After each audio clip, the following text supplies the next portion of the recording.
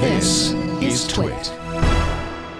In '07, our friend Bruce Schneier wrote a beautiful summary of the only thing that anyone has been able to point to that suggests that maybe the NSA was involved behind the scenes in weakening something that no one cares about. I mean, it absolutely this is the NIST standard.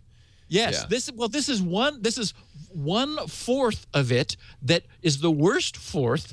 It's like the unloved stepchild random number generator. I've never heard of anyone using it. No one would ever use it. It's slower than like orders of magnitude than the other good ones, and it's like bizarre. But the key is it is perfect, because even if it were cracked, and it isn't, we don't even know that there was influence behind the scenes. But we really do, as an industry, need to be more vigilant. So this accusation could not be more perfect, because probably the crypto industry wasn't asking enough questions, wasn't saying, hey, now wait a minute, where'd you come up with these magic numbers in here? And so something was allowed to happen. And part of the reason it was allowed to happen is everyone knew, well, that doesn't matter. But it's perfect because it serves as an object lesson. The entire crypto industry is aware of this.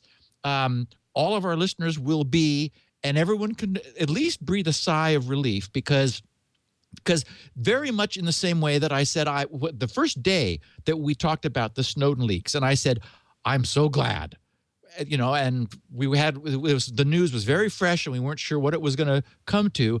Similarly, I am exactly so glad about this, because this is a wake-up call that we needed. That the fact that this happened at all says, okay, we were getting too lax. But it can never again be the case that anyone is accused of too much tinfoil, because of essentially what did happen 6 years ago shouldn't have, but it doesn't matter. Anyway, that's what the professor at Johns Hopkins said in his blog post that Johns Hopkins forced him to pull down.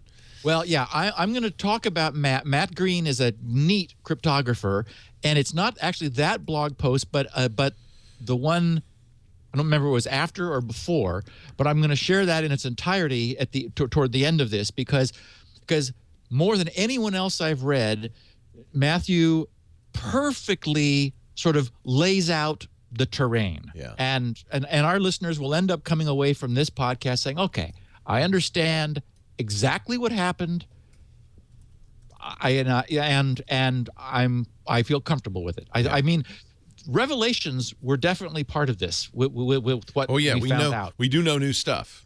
These documents are creepy when you read them. Yeah. But I also think they feel to me like maybe this is how we get our budget pumped up a little bit. Some of what they're saying is like, okay. It's they're overselling the case a little exactly. bit. Yeah. I think a real close analysis would come to that conclusion. Yeah.